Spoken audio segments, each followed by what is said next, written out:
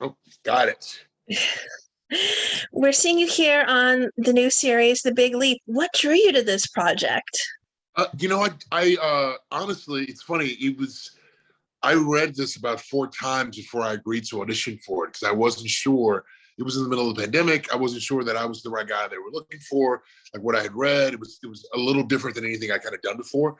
But that fourth read, after a very strongly worded phone call from the casting director, after the fourth read, I was like, oh, this is about like hope and second chances and like getting to create your own narrative for your life and where you want to be. And I dug it. I was like, hey, you know what? I'm gonna read this. And I cannot believe every day I pitch myself. I'm like, oh my God, they cast me. I got the part. Okay, cool. Let's go. Let's go see it. But you know, It has so much for everyone. It talks about all these beautiful themes of body acceptance, yeah, ageism, yeah. confidence, all different things. What was Wayne? How was Wayne originally described to you? Well, it's funny because I know more about Wayne now than I did when I initially got it, and I can't wait for you to see 104. But he was described as an effete snob, which I thought was hilarious, but completely filled with positivity, always looking for the best side in any situation. Whatever someone gives, he wants to make sure, well, they contributed, they gave their best, and they should be celebrated for that. He's always looking on the bright side of where it's going to be, even when it's a no, even when it's something that it's hard to hear. It's like, I'm going to find something about you specifically to let you know that you are enough. And I did. No worries. No matter what's going around you, what's happening, we always come back. It's like, well, what would Wayne's point of view be here? If everyone else is boiling and upset, Wayne's probably a little upset, but he's found a different way to express it. It's great. He's a great juxtaposition to Monica. I mean, he's the Yes. heart, she's the heel. Exactly. The stick and carrot all together. It's like, yes.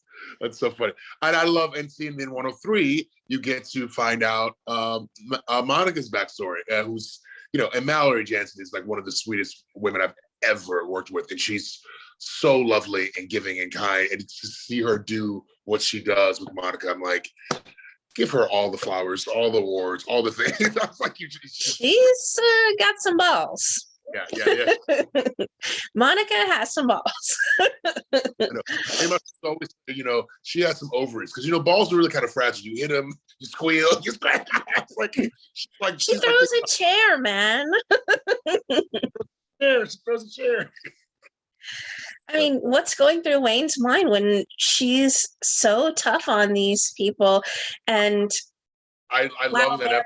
They're beginners, but she wants the best. You watch him walk down, and he's like, "Well, that's enough drama for today. This is what we're gonna. Okay, cool. This is where she is. We're gonna let her cool down for a little bit. We'll come back." But yeah, I don't know. I mean, I think they've been friends for so long. They know each other, and we delve into what their relationship is later in the season, and it's kind of a beautiful thing to watch. And and Liz is giving us a little kind of heads up of like what's coming, and I'm like, oh my God, I love this story so much.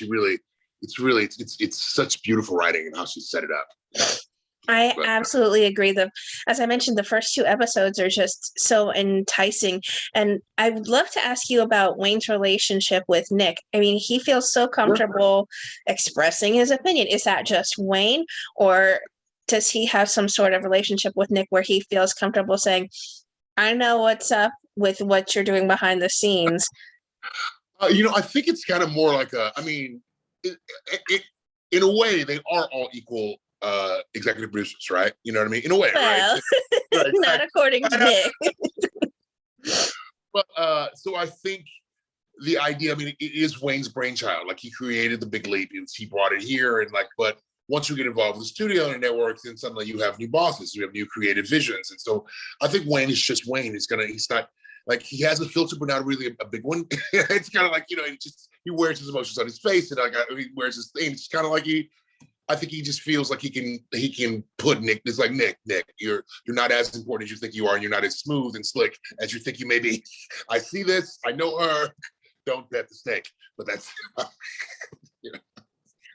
have to say, though, my favorite is the speech that Wayne gives to Julia. They seem to connect in a way that they truly, well, he feels, I think, that he sees her and she feels seen finally. And is it So long, just that right? they share, I'm sorry, is it Oh, just that they share this older connection because they're, they have, more wisdom than other people? Or is exactly. does he just reflect, he sees a little bit of himself in her and he wants her to be the butterfly that he knows that she can be?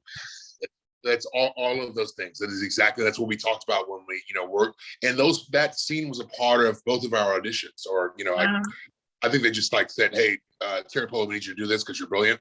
But it was my audition scene. I had to, and it was so touching because we all, again, no matter where you are in your life, everyone has a concern about aging. Everyone has a concern about, what could have been, or where it's like life slipping too fast. Everyone has a concern about, being heard, seen, appreciated, like looked at. We all want.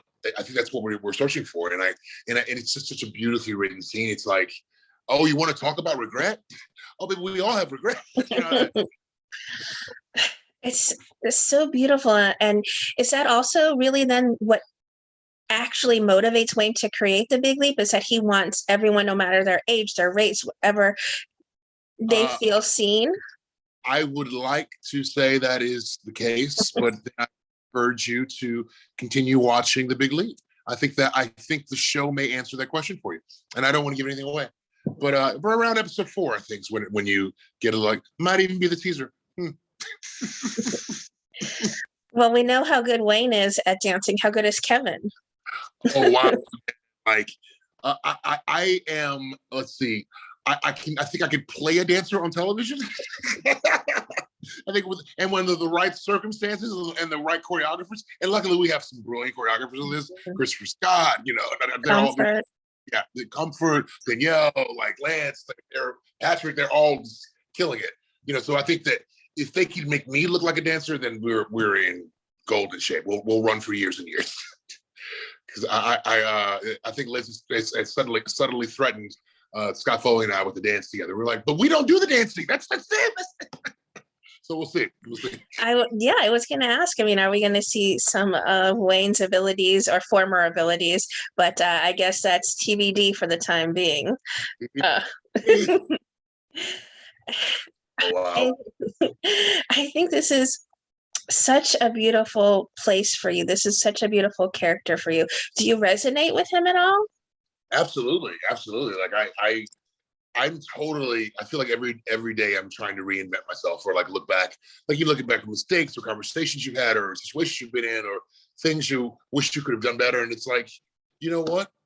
I can create where I want to be today, and I am good enough, and I am enough, and it's gonna be fine. And I think that's one of the core values of Wayne. It's like you have it, and I love like his meticulous fashion and how he, it's like the scarf is to be just so, and it's the new eyewear. It's new. It's like each button here, and I was kind of like, oh, he put all that together. That's all a thing that he puts out into the world because that's how he sees himself. When he got his life together, that's what it was, and I can totally resonate with that. Like, How does Wayne feel about the casting? I mean, does he truly feel that these are the roles that they all, that he's had input into actually the roles that these people will be playing? I think most of them are, and then there are a couple characters that he was overruled on, but he found a way to make it happen, and surprisingly, I also know that his view changes and you get to watch that. You get these seasoned dancers see these amateurs come up and people they were forced to use or strong arm to use, and then they suddenly surprise them. And it's like, oh, and you watch them change their perception of what it's supposed to look like and what it's going to be. It's kind of cool. It's great. I love that each of these people, you buy into them when they're doing their auditions for Swan Lake, that you could Yeah. see them as, I saw Julia as the White Swan. I saw Gabby as the White Swan. I saw, Piper Parabo as a Black Swan. Like you buy these people, and it must have been hard, in my opinion, for Wayne to whittle them down. But these are the roles that I think that maybe some of them were destined to play. Does he feel like he has a bias for someone in particular that he really wants to see shine, or are these all his children at this point? I think this shift. I think everyone has a favorite. I think everyone has connected with someone like Monica, Nick, and Wayne. Each have their favorites, and I think they shift and they trade, and then you realize that they actually all are their favorites. It's not an elimination show. It's not a like Survivor down to the fittest. It's really, this is our company of dancers, and it's like we've decided that we're gonna together create something. Together, we're gonna like allow ourselves to be creative and to give ourselves permission to reinvent. And I think that sentiment kind of drives them. So and when there are wrenches or monkey wrenches thrown into it, it's great to see how they respond to that. Were you given any input then in how Wayne would be shaped? I mean, has a good soul, a good heart to him. Did you have any say in it, or was he just basically there and then you embodied him because he was so beautifully scripted? I really have to credit all of it to Les Helms and our team of incredible writers and Jason Weiner, and Mary Jane Ford, who's our wardrobe costume designer. She's stressed, and that really helped me kind of figure out, well, how does this guy carry himself? How does he talk? What is he like? What's Wayne's point of view? And then you hear, because originally this was they had a different actor for this, and we were totally different actors and totally different types. But when I read it, I envisioned him, and I was like, well, I can't do what he does. I can try this thing that I can do, and I think it just kind of became a good mix and a match, and it's like a truly collaborative experience of what this guy is and where he's going to go, and because I'm a sucker for I'm a big softy, I like to cry, but I also love to laugh, I'm a sucker for, and I feel like you can find all those layers and colors together, and we just kind of lucked into this guy, and I love it. It's a really fun role to play. That Terry Polo scene though with Julia is incredibly touching, and it's one of my memorable moments, at least from the first 2 episodes that I've gotten to see. I mean, it stuck with me. Oh, that's so great. So Terry is she came in and she was so vulnerable and so available, and I was like, oh, I gotta act. Okay, no, give it, yo, I got it. It's great. It's really wonderful to do. Is that one of your favorite moments from filming so far, or is 104 that you touched on really what you're most excited for the time being about? I have to tell you, every episode there is something in it that had changed me for the better. And in 2, that was one of those episodes. That was one of those moments. I loved that. Doing that scene with Terry was phenomenal. And then there was a great scene in 3 that I equally love. And then 4 has a moment that I'm like, oh wow, we're between Wayne and Monica. I was like, this is why they're friends. This is what that is. This is where, and it's really well. It's a great roller coaster they put you on. I love it. But I don't want to spoil anything. I want everybody the after show. We can do the after show. We can talk all about it. It'll be great. Oh yeah. I mentioned that this is such a poignant show, and I think it's perfectly timed because people right now need to know they can do anything, whether they're down on their luck, whether they feel that they're too old, and whether they don't have body confidence. What do you think it is about The Big Leap that's really going to resonate with the audience?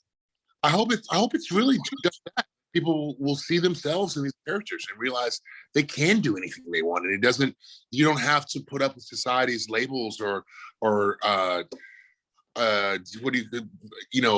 stereotypes or putting people in box. It's like you can do anything you want. It's up to us, and we can come together and make something beautiful every day. We can come together and make something beautiful. I think that's what I hope people take from that. It's this hope, especially after this really dark and sad and hard last year and a half. I mean, this is I feel we had this collective gut punch, this just traumatic experience we've lived through, and I think people want a little hope. People want a little let the good guy win. People want a little I don't know. I do, at least, and I hope that's what people resonate with. There's no gender, there's no race, there's no anything biased to the roles that these people are selected for. So I think it's also a beautiful message too, that you're not just one thing. Yeah, we're all things. It's like, hey, play all the roles. I love that line so much. Yeah, I mean, play all the rules. I think that's a good message though for life as well. You can play anything, you can be anything, and that's what I think really is going to resonate with